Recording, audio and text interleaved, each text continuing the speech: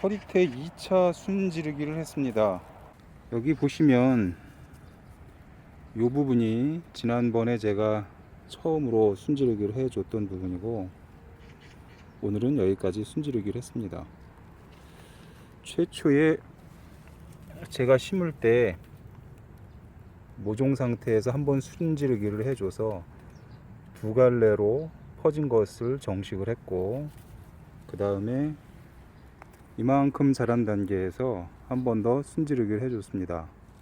그리고 오늘 2차 순지르기를 해준 상태인데, 엄밀한 의미에서 정확하게 말씀드리자면 모종 상태에서 한번 순지르기를 해준 것이기 때문에 세 번째 순지르기라고 할 수가 있습니다.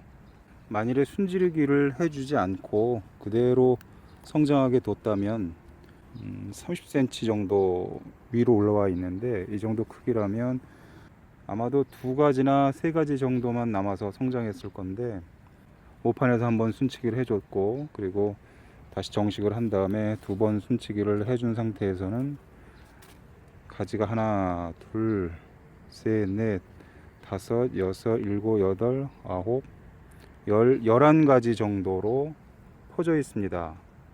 서리태를 기르면서 늘 힘든 부분은 서리태가 옆으로 눕는 겁니다. 그렇게 되면 습기도 많을 뿐더러 병충해에도 약하고 무엇보다 나중에 수확할 때 상당히 힘들어집니다.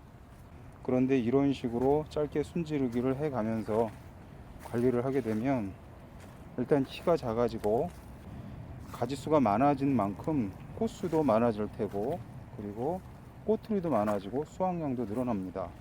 그리고 여기는 흔히 백태라고 불리는 흰콩인데, 이 콩은 서리태에 비해서 상대적으로 꽃이 피는 시기가 빠릅니다. 그렇기 때문에 수확하는 시기도 당연히 빠르고, 여기 자세히 제가 보여드리겠습니다만은 꽃이 이미 여러 군데 폈습니다. 그래서 이 상태에서 순치기를 하면 안 됩니다.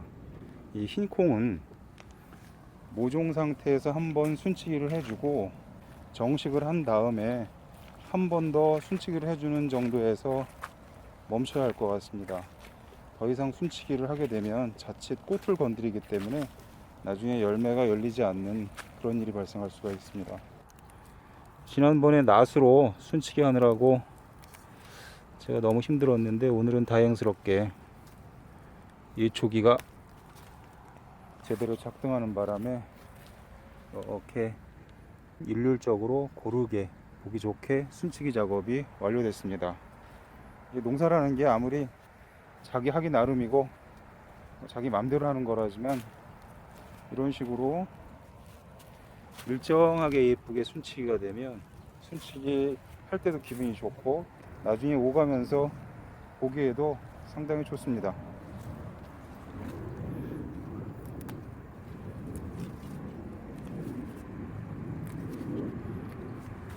일기예보를 보니까 비가 하루에 한두 차례씩 지속적으로 내린다고 합니다. 그렇게 되면 꽃이 피기 전에 한 번 더 순치기 하는 상황이 올 수도 있는데, 아무튼 이렇게 순치기를 여러 차례 해줘서 가능한 한 꽃이 아래쪽에 피고 열매가 아래쪽에 맺히게 해야 다수확을 할 수 있습니다.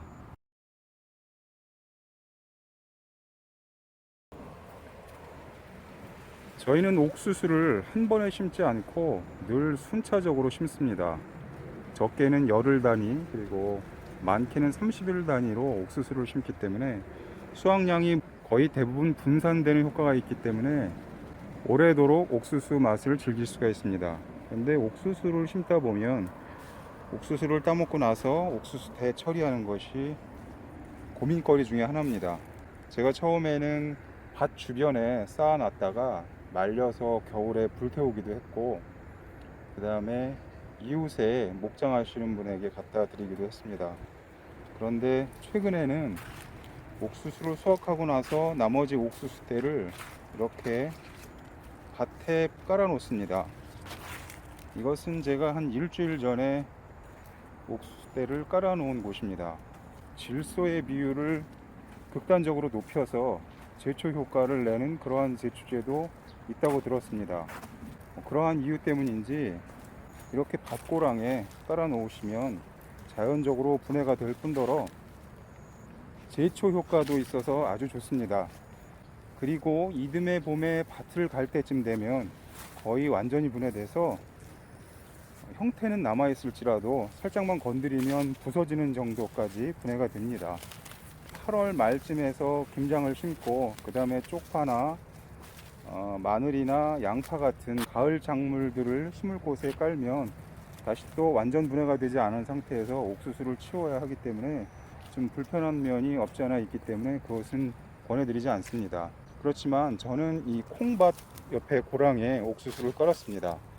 올해 이쪽은 밭을 갈 일이 없기 때문에 이렇게 밭고랑에 옥수수를 깔아 놓은 상태로 내년 봄까지 가게 되면 겨울이 지나서 눈을 맞고 충분히 분해가 돼서 이 밭에 비료로 작용을 할 뿐더러 따로 이 옥수수대를 태우거나 치우는 수고를 덜어줄 수 있어서 상당히 좋다고 생각을 합니다.